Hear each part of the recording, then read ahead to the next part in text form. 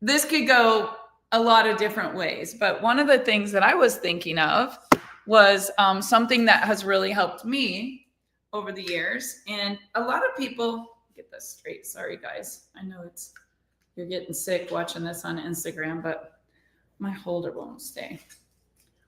Well, that's close up. Okay, guys. Now it's going to visual intelligence. Oh my goodness. Do you have another one? I don't think I have another one, Brooklyn, but let me see if this will work. Having to have Brooklyn help me here. Okay. Now that you guys have been on a roller coaster ride on the Instagram, everybody's like, what in the what? Okay. That's a little bit better. Now I can just slide this here. Okay, first of all, I want to say happy Easter. I know many of you are probably with family, or maybe you are traveling right now. I have a daughter on a plane and a husband in a car, and people going every which way trying to get where they're going. But hopefully you are spending this weekend with family. And if you're not, this might give you a little shot in the arm. Okay. If you guys knew what it really takes to get a Facebook Live set up in the morning, you would be laughing right now. Brooklyn just said, Mom, does everyone do this or is it just you? Because you got the bird that needs to be moved so he's not loud. And then I got the cat that wants to be on the cupboard and I got to get that done. And I got 2 dogs right now, or dog and cat, just sitting here. For those of you that are on Instagram, I can move the phone and show you. I mean, this is what happens right when you get ready to go live, right? Everybody needs you, and everything that could go wrong, you're like, why does this have to happen right now when I'm trying to do my live? But what I wanted to share with you guys today is the topic that I picked that I think is probably most important, not just for you, but for me. And some of you guys are going to be like, she has been in my house and I am insulted that she's saying this. But I want you to know this is not about anything political. It's not about anything that's in the news. It's not about any one individual person. This is actually about me. So when I tell you this story, I want you to know that it was a huge lesson that I learned many, many years ago. And I was raised by my grandmother. My mom was an amazing mom. She was there. Don't get me wrong. Like, I lived with my mom, but I was always at my grandma's house. And I think that that was the greatest blessing that I ever had in my life, because those roots that I grew up with are still there today. And it's just like, you know what's right and you know what's wrong. And when you don't do what you know what's right, you're like, I really need to change the way I'm doing things. But it doesn't mean that I'm not human and that I don't have feelings like all of you. Just last night, Brooklyn and I were having this conversation and she was like, but Mom, how could you blame them? How could you blame them? And this question was like rolling around in my head all night long. And I was like, I need to read. I need to pray. I need to get ready for Saturday morning. And how many of you, if you had to show up right now and you had to speak what was in your heart, how many of you would be like, oh my God, I wouldn't want anyone to know what I'm feeling right now? And then how many of you are like, I could do it right now because I'm just so full of love and forgiveness. I love everyone. I hold no grudges. I have no anger. I resent nobody. I don't blame myself. Like, I'm just happy. And, that's what I think about when I think about Easter. Some of you are believers. Some are not believers. Some of you have been to church on Wednesday. You did the Thursday thing. You did the Good Friday thing. You got the ashes. You got your Easter dress picked out for tomorrow. And some of you haven't been to church since you were a little girl. And you know what? You're loved exactly the same. Nobody's keeping an attendance chart. Nobody's keeping score saying like this person's going to heaven and this person has missed 5 Sundays and they told a lie, got a divorce, went bankrupt, and stole a car. Like, there's nobody saying that, because on this day, on this week, and this is just my belief and this is the way that I was brought up, every single one of us were forgiven for anything we ever did. And the truth is, no matter what we've done, nobody will ever hurt anyone, nor can anyone ever hurt you worse than we hurt him. So it really takes all the blame and the shame and the guilt and all of that out of there, because at the end of this life, we have an audience of one. One, not all the people in your small town, not your in-laws, not your parents, not your kids, just an audience of one. And I really believe each of us was born with a soul plan and a purpose. If you are a believer, you can't believe part of what's in the book and part of what's not in the book. Like, you have to believe we were created all from the same Father. Every single one of us came here to earth with a purpose and a mission. He knew the day we were born how many hairs were in your head. Can you just imagine that? And he knew everything that was going to play out in your life, because your life was created by the same creator that my life was created by, right? And so when you think about that, why do we get so upset when things happen if it was all part of the master plan? And it took me a long time to really understand this. I really believe that I prayed and attracted David Pitcock into my life because both of us were going through a similar situation. And so I want you guys to just go back with me for a minute. I celebrated 32 years of marriage this week. And 33 years ago, I was really, really lost. I blamed a lot of people. I absolutely hated my dad's, I don't remember if it was a girlfriend or a wife at the time, but I hated her. I blamed her. I had the "somebody did me wrong" song. She was an alcoholic. Her and my dad had moved away together. I called her a home wrecker. Like, it had to be all her fault, because if she wasn't in the picture, maybe I would still have my dad, right? Maybe my mom wouldn't be sad. Maybe my little 3-year-old brother wouldn't stand at the door saying "dada," and I wouldn't have to see my mom in the rocking chair holding back tears and all of the things. And you guys, that's a way, way back wound, right? That's a way, way back. But I went to Easter Sunday with my grandma, and I remember there would be like these 3 wooden crosses out front, and we would change the colors. Like, one day it was purple, and then one day it was white. And I never really thought a lot about that until I got older. I used to remember my grandmother, where we were always at all the time, lived right across from the city park, Lincoln Park. And still today, I don't think anyone does an Easter egg hunt like Lincoln Park. Like, thousands of eggs would be hidden, and tons of quarters and candy and all the things. And all of us kids, like, tons of cousins. And you got to understand, right around the block from that grandma was my dad's grandma, who was raising teenage kids when I was a young girl. And so it wasn't just like I was at my grandma's house on my mom's side. Like, right around the corner was like another 7 or 8 aunts and uncles and another 30 or 40 cousins. Like, everybody went to the park. Everybody was hunting the egg. Everybody wanted the best egg, the good egg, the egg that had the 50-cent piece. Can you imagine they used to put 50-cent pieces in our Easter eggs? Silver dollars, because we're in a small town. And so everybody in the small town knew everyone. Everyone's kids would run to the park. It was so much fun. And then we would eat Easter dinner until one day that tradition wasn't there anymore. My grandmother passed away. My dad left. My mom had little kids. Now I'm like, I got to take them to the Easter egg hunt, right? That's the tradition. And then one day I had little kids, and my mom purchased that old rock house by the Lincoln Park. And the next thing you knew, I was taking pictures with my little kids in front of that house. And I was doing that tradition. Traditions can be good and bad, guys. They can be good and bad.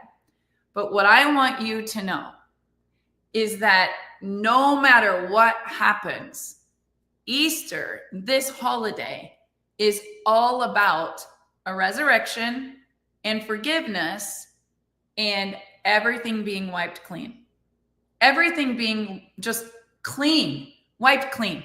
So I want you to say the word with me, tabula rasa. Tabula rasa means a clean slate. It means a fresh start. It means you took the whiteboard and you erased everything. It means all the debts that you thought you had are back to zero. Can you imagine that? Just zero debts, nothing that you have to pay for. Because energetically, we hold on to things that we can't wipe clean, that we can't forgive even ourselves. And it causes so much pain. It causes so much anger. It causes so much division. It tears apart families and friendships. And most importantly, it destroys your heart. It destroys your health. It destroys your gut. It destroys all of the electromagnetic good that could be coming to you because you're so low you can't get back up. And I was thinking today, because I fall short every day, I don't know the Bible inside and out. I am a sinner. I love the Lord, but I cuss a lot and I don't even mean to. I like to have a red beer and then I'm like, why did I drink this red beer? I feel terrible. But on a hot day on the lake, on the boat, I don't know. It's a tradition, right? And so I will never claim to be perfect, but I want to share with you the day that I decided I'm not a victim, I'm a victor. I don't blame others. I take responsibility. I don't hold grudges. I literally forgive them. I thank them. I'm so grateful for them because even in the darkest of darks, they taught me a lesson. And I'm not talking about my dad. Like, I love my dad. Let's make that clear. I'm so grateful for the life that my dad gave me, for the upbringing that my mother and father taught me, for the responsibility, the independence, the strength, the work ethic, the ambition, the drive, the dream. Like, when nobody gives you anything and you go get it, you're like, thank God they didn't give it to me. I had to go get it. Like, I had days where I literally didn't even want to be alive, but I would seek my father, not my bloodline father, but my championship bloodline father. And I would be on my knees like, how am I going to get through this? Because I had a grandmother that instilled that faith in me. And my biggest dream in the world, I want to be that grandmother. I want to be that mom. I want to be that mentor. I want to be that CEO. And I have to be careful with that, being a CEO, because I realize there are a lot of different countries in my company, a lot of different beliefs. There are a lot of different spiritual journeys that people are on. And I don't blame them, because there was a day that I was on that same journey, questioning every good thing that ever happened to me, questioning every person that ever hurt me, questioning every company that ever did me wrong, took from me, questioning every client in the salon that switched up on me and went to someone else when I was such a good friend, right? Questioning the dance mom that took that student from my dance studio to somewhere else, and then we're competing against each other. Questioning the small town gossip. Oh my God. If you looked and saw where Russell, Kansas is, and you were thinking of the United States as a body, one day someone said to me, like, you literally live in the armpit of America. And I was like, yeah, we kind of do. We kind of do. And there's a lot of ugly, because it's small town. There's not a lot of opportunity. It's dog eat dog. There's gossip. But guess what? I've been to the city and I can find the same problems there. And I've been to other countries and you'll see the same problems there. There's good people and there's bad people. There's nice people and there's mean people. There's hurt people who hurt people. And then there's people who forgive, that love everybody. And I was a hurting people for a long time. And then one day I realized I want to live a long, healthy life. I want to be able to experience abundance, not scarcity. I want to be able to change people's lives, not be the one that they learn the lesson from what they don't want to do. And it's been a rough week. Not gonna lie, I'm supposed to be boarding a cruise ship right now to go on a site tour for our company. My husband and I are supposed to be on a romantic week on a cruise ship, going to Haiti and Jamaica and seeing all the places that we're getting ready to take hundreds of people on a free cruise. And we have to go first so we can figure out where we want to stop, what beach we want to gather on, what room the meeting room is going to be on the ship, where the nighttime gathering welcome party is. It's almost like planning a wedding. It's a big deal. And we have a wedding we're planning for July with Callie. But this week, we were supposed to just be on a cruise ship. Now, I want to tell you how the week went. Last week, on this day, we had lost a very good friend, and we're planning a funeral for Tuesday. We went to the funeral on Tuesday. This was kind of, I would say, I mean, my dad was with my mom until I was 18, on and off, rocky, but with my mom. But when I was 18 and my dad left, there was a new friend that kind of helped. They never had a love relationship. He helped my younger siblings who were freshmen to 3 years old. And there was 5, right, of us. So we lost him and buried him on Tuesday. So it's ebb and flow, right? So we go there and we're sad. And then we get in the car to drive to Callie's birthday. And she has this amazing dinner planned. And we have the tables, the tablecloths, so all the things. And we're driving there. And Dave and I are just reflecting on the impact that this incredible human had, not just on our life, but our entire community. And we're driving there and we're Zooming for our company, like our capacity, like we have to keep going, right? We can't just go lay down and be sad. We're leading 30, 40,000 customers and thousands of affiliates every day in Frequence. So I have to work really hard on myself, because if I don't, what's in here comes out under pressure.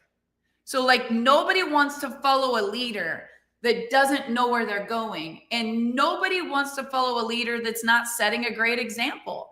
And so, you know, I can have a season for mourning.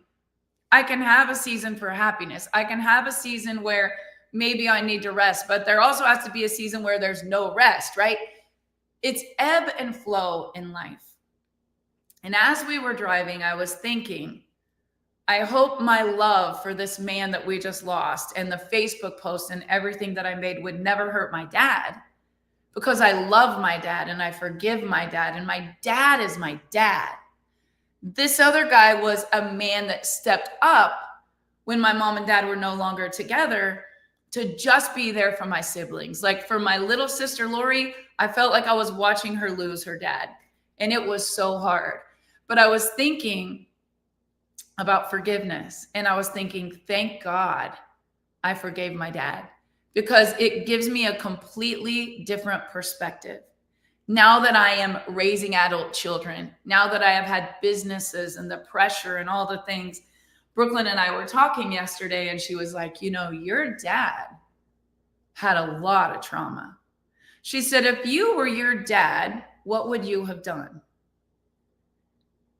And when you think about your people in your life that have really hurt you. And yes, John and Teresa, I'm going to get to the part where Russell is an amazing place to be. This whole community came together for the loss of this person, because it wasn't just me. It was like affected a lot of people in the community. But my daughter Brooklyn and I were talking last night, and Brooklyn's had a ton of adversity, and a ton of people hurt her, and a ton of betrayal, and a ton of it wasn't fair and it wasn't right, and she could go expose them, right? But that's not the play. Because when I think about my dad, and Brooklyn and I were talking about this last night, it all comes down to what he was experiencing and how he would survive on his soul plan. And we all have a soul plan. We all have something we were here for, we're going through right now. We're going to use that testimony. The test becomes the testimony to empower other people. So hopefully mine will empower all of you. But here's what Brooklyn said last night. Your dad lost his father at a young age. His mother remarried an alcoholic who was abusive, beating her, putting her in the hospital. True story. I don't talk about that much. She had a baby right before you were born. So now your dad has his mom, who he loves, who was a widow, who remarried an abusive alcoholic, has a new baby. Then that guy dies in a car accident. Now she's widowed twice with a new baby. My dad's, the oldest brother who loses his brother to suicide in the midst of it all when I'm 6. And my dad is trying to raise a family, love a wife, be loyal, be happy, have faith, and deep down, there is just this festering trauma just sowed so deep, and he blames, like, how could I lose my brother to alcoholism and suicide after Vietnam? I'm sure that was a question for him. How could my dad die on an oil rig, fatal accident the whole town knew about? I mean, he was a great guy. My dad didn't have another brother, right? And then you think his mom remarries. Now there's a new man. When you think about all of this that comes up, and it just got worse and worse and worse, then all of a sudden there was 4 stepkids that, like, where did these kids come from? And everyone was trying to not like each other and what's fair and what's not fair. And it was just trauma, trauma, trauma, trauma, right? But I grew up in a home where there was this anchor, and the anchor would hold even when the ship was battered. And it was all love, all forgiveness. Everything is clean. Jesus loves you. Jesus loves me. Jesus loves them. He doesn't care what they did. My grandmother would invite everyone in. She would give her coat to the woman at church that didn't have a nice coat. She would tell me, you should give those shoes away. You should invite those kids over. We would have Good News Club. I was so embarrassed because I was 12 and there would be this cute boy that wanted me to go play at the park. And my grandma would be like, you want to come in and read the Bible with us before she goes to play kick the can in the park? And I would be like, Grandma, they're never going to want to come here again. But I think about what she taught me, and it was such an incredible foundation at the root that even when I made horrible mistakes in my life, and I had horrible hurt and horrible betrayal, and business has gone wrong, and companies that went out of business, and upline mentors that stole from me, and people that posted horrible things all over online and shared things when my own children were struggling. And like Brooklyn and I, we really went through all this last night. And the only word that came up was forgiveness. Your immediate instinct is, I'm going to expose these people that hurt me. But if you really think about what Easter is, and you think of someone that had their only son, and to watch that crucifixion and to realize, if you believe, then during the resurrection, that he didn't go to the kings and the queens and all the high uppity people. He went to the people that everyone else would say, that is a heathen. And he literally found them to share with them this amazing news. I think every one of us can learn, and I'm no Bible scholar, so if I get something wrong, please don't correct me, right? Go read the book for yourself. Go hear the story for yourself. I don't know what verse it's in. I don't know what book it's in. I just know the story. And I heard the story enough times that became my belief. Do you know what beliefs are?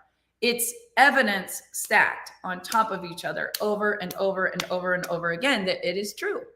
So let me tell you how many years I lived a life of talking about everything, everyone that hurt me, how it wasn't fair. I would get even with them. I built everything I built on success will be the sweetest revenge, and you will choke on your words. And I hope you do. Like that was my heart. Like, and it never lasted. I kept having to rebuild. I kept building a business, it would go away. Building a company, it would go away.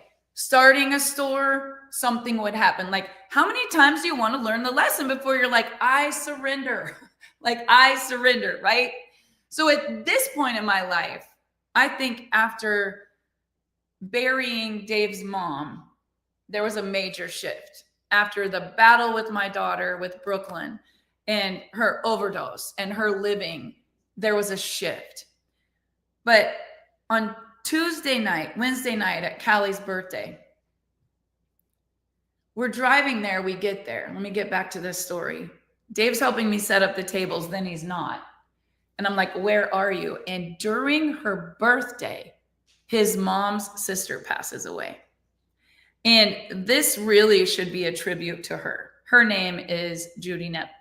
And Aunt Judy was like my grandma was to me, to everyone in the family. Like Aunt Judy was the anchor that would hold when the ship was tattered. Like when Dave's mom got cancer in 2017, they said, you have 45 days max to live. Celebrate Christmas early. It was November 14th. You will not be here in January. And who do you think we all called? Aunt Judy. I called my friend Maxandra. She flew here. I called Ken Murray because they had the strongest faith. And you know, everything is energy and energy is everything. And God made energy. So don't argue with me on this. When tons of energy comes together and it's all focused on one thing, when tons of prayer comes together and it's all focused on one thing, nothing can stop something that God built. Nothing. And when that is the anchor and the root, amazing things happen. And not only did she live, they said 1 year max, even when she did live, she lived for 5. And if there was one thing that I could go back and change, it would be what Aunt Judy said the day we drove to sit with Aunt Judy. And I really do believe this had a lot to do with her extended life and quality and the fun and the memories that we had. You see, much like my grandmother, Dave's mom had a life of similar trauma. I don't want to get into all of the details, but there was a lot. She lost her dad when he was 50. Her and Dave's dad were married for many years. John will tell you, Dave's dad struggled with alcohol for 20 of those years. Dave's dad remarried a young girl that was his age. We all stayed living in the same town. They're still here today, happily married. Dave's dad is sober over 20 years. God had a plan. He definitely had a plan. But when I think about Cindy's life, it reminds me of things that my grandmother went through. Dave's mom lost her only other son other than Dave to alcohol and suicide. And this is why my passion for mental health, forgiveness, energy, frequency, like it is so important that you get this message. Dave's mom harbored, and Dave and I, all of us, a lot of blame, a lot of guilt, a lot of shame, a lot of what ifs. If they wouldn't have done this, if he wouldn't have done that, if just an hour in difference, like what could we have done that would be different? And if you don't get anything out of what I say today, write this down. Forgiveness, true forgiveness, is believing that the past couldn't have been any different and that it was all for you. For you. If God be for you, who dare be against you? Everything that happened had to happen or you wouldn't be where you're at right now. And if you say, I hate where I'm at right now, you're in a season of learning that lesson, enlarging your capacity, growing, getting your testimony from the test so you can actually do what you're built to do. Serve, love, and witness. That's really the only reason we're here. And then we're going to die. You can't take anything with you. None of the money, none of the things, none of the clout, none of the Facebook likes, none of the followers, all your fake book crap is not going to matter except one thing, the audience of one. Like, what did you do? And I think about this every day, and it's a tightrope because I'm running a massive company. I'm raising a family. I'm the oldest of 5. I have 30, 40 little nieces and nephews running around everywhere I go. If I go to Casey's to get gas, I'm getting them all donuts. They're in line after football. Last night I went to the Mexican restaurant for me in Brooklyn. All the girls are at a table. They just got out of track practice. Like, I have to be an example for people to either say, I want to get better because of that, or I'm going to be an example of what they don't want to be. And you are too. Here's the most important thing. Your children are learning what they live, and they're watching you, everything you do, what you post, what you say, how you act, what you speak, what you do. They're learning like this is the way to be loved. This is the way to love. This is the way to forgive. This is the way to hold a grudge. This is the way to talk. This is the way to dress. This is the way, like, you got to respect not just yourself, but the people who are following you. They're looking to you. You are the hero to somebody, especially if you're a mom. So there was a time in my life where I literally had to let go. I literally had to let go of everything. It did not matter that someone stole $1 million from me. It did not matter that a company I built for 10 years that I aligned with some other people would literally be drowned like a baby, right? That really weighed on Dave's mom. I believe it's why she got sick. It literally was the beginning of the end in 2017. And then there was this rebound. But the rebound happened sitting at Aunt Judy's house. And it was kind of scary to go there because Aunt Judy was one of those people that when she prayed, she prayed. She might lay hands on you. There might be some water. She might be speaking in tongues. Like, she had all the gifts. And I remember one time when that happened with me, when I was carrying Brooklyn in my belly, I was at a church. All of a sudden I was speaking in tongues. I didn't want to speak in tongues. I didn't know what was happening. I didn't even ask for that. It was just this gift that happened. And I was like, oh my gosh, it was so scary. But some people would say, that's a cult. Oh my gosh, that's a cult. Never go there. Why would they say that? Because that is their belief. Tuesday, I went to a Catholic wedding or a Catholic funeral. Not at all how I grew up at a funeral, but that was their belief. That is how they believe. That's how they pray. Everybody's right, 100%. It's their thinking that makes it so. And we don't have to blame or judge or argue who's right or who's wrong, because really, at the end of the day, that's your relationship with God. That's you. It's all on you.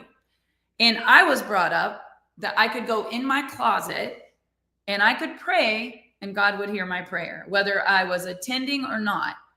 Once I prayed and I said I believed, everything was washed away. I asked him for forgiveness. There was a clean slate, and I didn't have to carry around all this baggage of all the bad things I did anymore. And that's just my belief. I don't care what you believe. I'm sure you don't care what I believe. Everybody has their own choice for what they believe, but it has served me and enabled me to find joy. And I think joy and authenticity being the highest of all vibrations is the goal. So how do I help you find joy on this Easter weekend? You got to make a decision that you're no longer the victim. You got to make a decision that you're going to use the pain to reinvent a new you. You've got to say, not poor me. It's called plum disease. Not poor little old me, poor little old me, not poor little old me, because you become what you think about most of the time. Last night, my son Chance said, Mom, I think you should do Earl Nightingale, The Strangest Secret. You become what you think about most of the time. It is the laws of the universe. You will. It says it in the Bible. As a man thinketh, so is he. Ask and ye shall receive. Knock and the door shall be open. Seek and you shall find. I do know those verses, right? So if we are constantly thinking about all the bad, all the mad, all the blame, all the shame, all the guilt, how are we supposed to attract any joy or blessings into our life? So I wrote a couple notes. Use your pain to reinvent your life.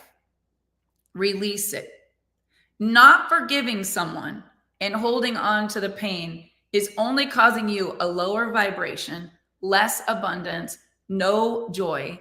You get more of what you're putting out. That's what you're putting out. So you keep getting hurt. You keep getting taken advantage of.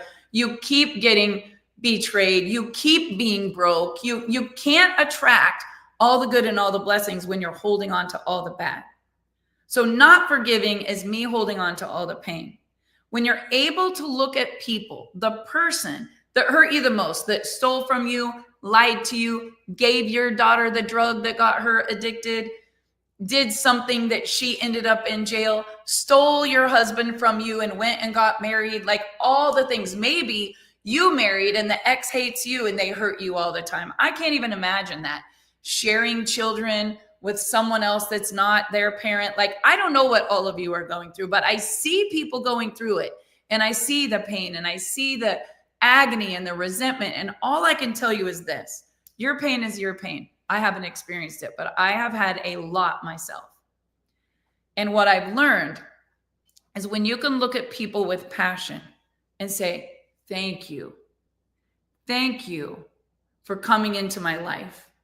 You empowered me to find myself at a time when it was so dark, and I rose up like an ember from the ashes. Had you not hurt me, had you not stolen from me, had you not lied about me, had you not taken from me, had you not abandoned me, I wouldn't have found the person that I am today. So thank you. Thank you for teaching me a lesson. Even if I never want to learn that lesson again, ever, ever, ever, ever, ever, and I will set boundaries so I don't learn it again, I still forgive you. And I thank you. I'm sorry if I hurt you. I love you because I'm all love. And there's enough for both of us to be happy and have joy in this life. Thank you. I'm no longer a victim. I will no longer hold a grudge. I will no longer speak about you with any anger or any hate. I will let you go with love, like poof, write their name on toilet paper, go flush it down the toilet, and let your kids see you say, bye-bye. Like, it's liberating. Write it down on paper and go burn it. Like, the price is paid. You don't have to carry all this around anymore. And when I did that, and I wrote my dad a letter, and I really did do what it said to do, my life changed. Did $1 million in sales in the next 90 days from scratch. I met a man named Chris Kimina that taught me about forgiveness. He was an attorney from Arizona. He said, you can never have a blessed business, and I will not be in business with you as long as you carry this anger and resentment for someone that did you wrong, because you're sabotaging your own success. There's you, and then there's the Lord. This was his analogy. And in between you and the Lord is the person that hurt you the most. And the only way to him is to forgive them, not for them, for you. It's mentally healthy to forgive. And you got to be fully in saying, I forgive my parents. I forgive my parents for anything that ever happened. I forgive others. I should just play you guys the little reel that I always listen to. I forgive others for anything they've ever done to me. I forgive myself for the wickedness, the selfishness, the stupid things I did. I didn't know any better. I forgive myself. And the biggest one, number 4, that most people won't do, apologize. Apologize and say, I'm sorry when you're wrong. I'm sorry when you hurt someone. Apologize, because forgiveness is really selfish. It's for you, not for them. And it gives you your peace of mind. Let me see if I can pull it up on my, I'll let you guys listen to something. This will really help. This is wisdom right here. Let's see if Instagram will load. So. That you are mentally healthy to the degree this is old. To which you can freely forgive and forget grievances against you. Is the single most important determinant of whether or not you are a fully integrated, fully functioning adult human being. Because the tendency to blame and to hold grudges is a childlike, pathological tendency that is possessed by all people who are mentally ill. Now, you accept that as true. There's 4 people that you have to forgive. Number 1 is forgive your parents. Most of our research shows that almost all of our adult problems trace back to being unwilling or unable to forgive our parents for something that they did that hurt us. Number 2 is forgive others. Forgive everyone else. Forgive everyone who has ever hurt you in any way or anything. Just let it go. Now, some people say, well, I can't forgive that person because of what a terrible thing they did to me.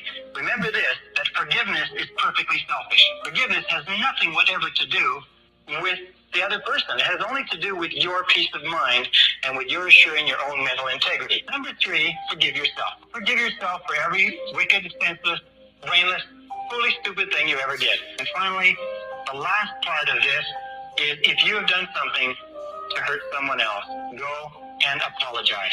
It's amazing how many lives are ruined year after year by people who do not have the intestinal fortitude, the guts, the courage to go and say, I'm sorry. Wow. Did you hear where he said, if you don't forgive and you hold a grudge, you can't be mentally healthy? Mental illness, which is my whole entire brand, mental illness, mental development, mental health comes from us being able to forgive, not hold a grudge, have this I am the victor mentality instead I am the victim, to apologize, tell them you forgive them and that you're sorry. Guys, that is bold.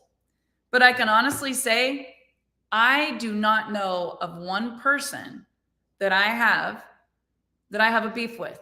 Not one. Not a competitor, not a previous company. It wasn't easy. It wasn't easy. There's one company that I made $120,000 a month for years. And it was a horrible legal battle. And I lost all of the income and my kids were starting college. And I literally was starting over with $3,000 or $4,000 a month. I still had the lifestyle of someone that made $1 million a year. And I had to figure it out. Was I pissed? I was pissed. Was it wrong? It was wrong. Did I then have to pay $90,000 a month for legal fees? Yes. And it went on for 4 years. It could have destroyed me. But when we were in a room together at a CEO corporate event 2 Februaries ago, 2 Decembers ago, my husband Dave walked back to the coffee line, shook the guy's hand, and he said, "Congratulations on your new company and all of your success." Now that's something I thought I never would have saw. Dave did it first, not me. It was a lot. I didn't go to the coffee line. I do forgive them. I've seen them in the elevator. I've seen them at a lot of events.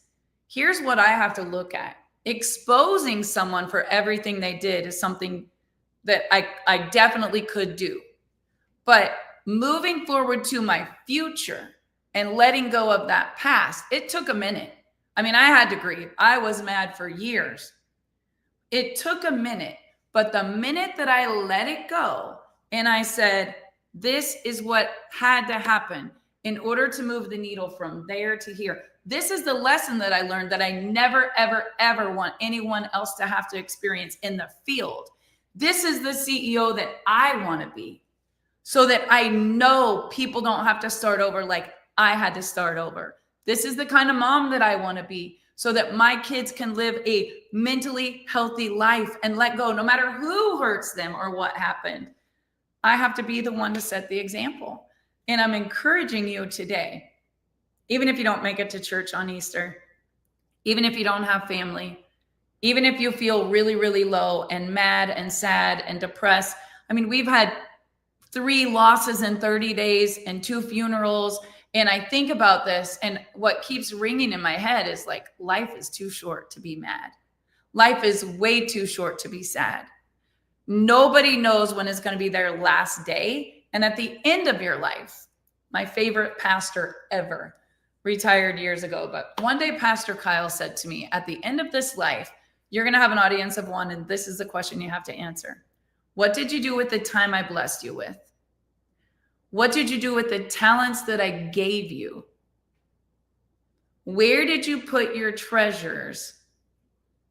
Which is the money. It's not yours. It's his. It's loaned to you. It comes in and out, ebb and flow. Abundance comes based on the seeds that you're sowing and the value you're bringing to the marketplace and the amount of people you're able to serve.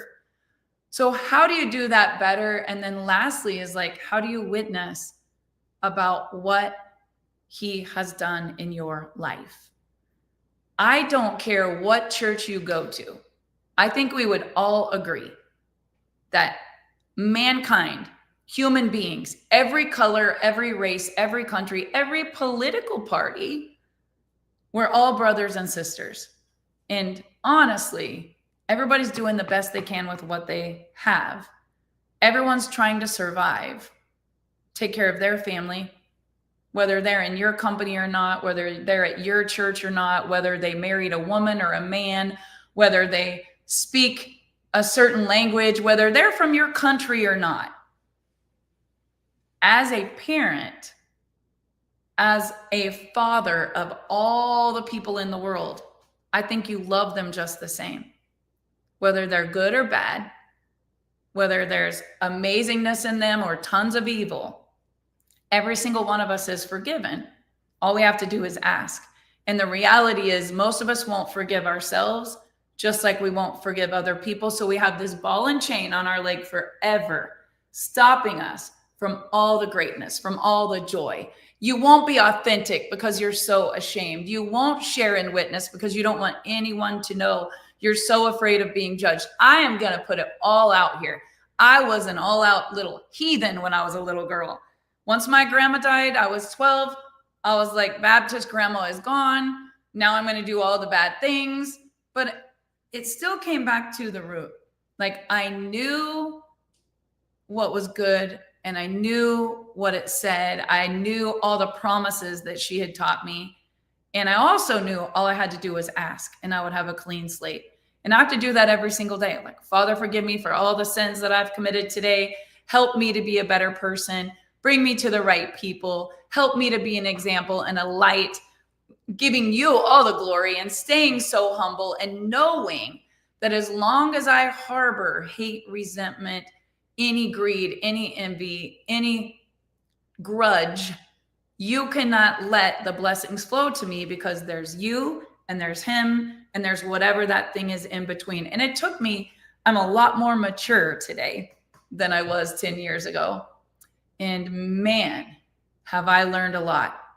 I hope it doesn't take you until you're 54 to learn this lesson. I hope you can release it, deal with that childhood trauma, deal with those things that have caused you to have such a low vibration.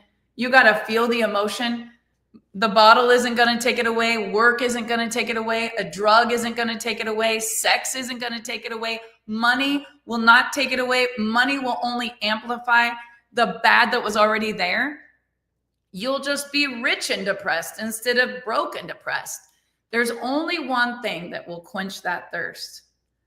And I don't have time to do a whole thing about it, but I will tell you, when I found that and I realized that I had to keep that first in my life, or I would keep having to learn the lesson, and I truly learned to just forgive and let go and thank the people, even the people that hurt me today. I think, well, they were in my life for a season and now they're not. They're on their own journey. Oh, they're going to have to learn all the horrible, hard lessons I had to. They're sowing seeds of hate. They're cheating. They're lying. They're stealing. They're struggling with addiction. Like, whatever it is, all I can do is love them and pray for them. And I can't expect me and someone else. You can't stop expecting you and everyone else. They're on their own journey. You're on your journey. And I think you have to allow them to experience the things in this life that's their soul plan, and realize that you can't control that. You can't change that. You can't do anything about that. All you can do is be the light. So every single day I wake up and say, there's a lot of hate. There is so much hate. I was thinking of the movie, The Green Mile. And I haven't watched a lot of movies in my life, but I have watched that one where he just says, I'm tired. I'm just tired. And you guys, that's how I felt this month. Like, there was so much hate, division, anger, tearing apart. Oh my gosh, all the funerals, all the sadness. And I just had to go back, get on my knees and pray and say, Lord, help me find the joy and the happiness. Help me to be a light and to serve and to love and to always forgive and to set a good example. So I fall short every day. Please don't ever put me on a pedestal, because the more you worship somebody that's not, any false idol, you can't ever put them up there, because when they will fall just as hard as they were in height.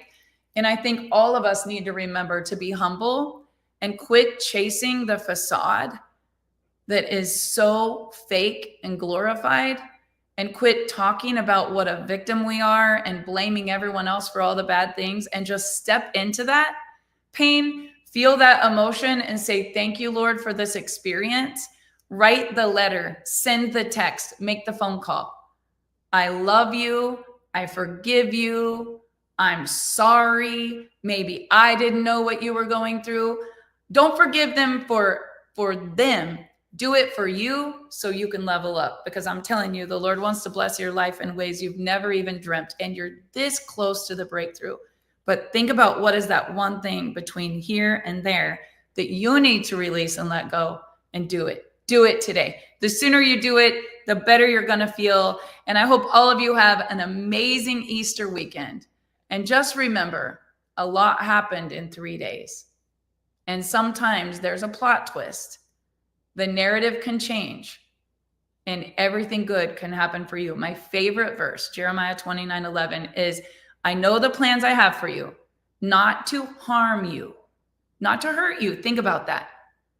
But to prosper you, to give you hope and a future. And if what's happening right now has to happen in order for him to take you from where you're at to where you're going to be, just embrace it. Step through it. Let it go. I don't want to hear any more talk about all the things that you want to blame. I want to see you just take complete responsibility and say, thank God that happened to me. I'm a better person. I'm stronger. I'm wiser. And I know exactly what I don't want to be or do or see or experience ever again. And then let it go. Just let it go. I hope you guys have an amazing Easter. I'll see you next Saturday right here on No Guts, No Story. If you got something from this message, please share it. I need you to comment. What was your one takeaway? Your comment matters to me. And if you're watching live, you'll see up in the corner right up there, it says live, but you got to hit follow because I can't add any more friends. And what will happen is when you share it, other people can follow, but I can't add them as a friend. And if they don't follow, they can't see. So hopefully today inspired you. I love you. Jesus loves you. You're completely forgiven. Stop blaming yourself. Step into your purpose that you're learning through the pain, and let's go change the world. Happy Easter, everybody.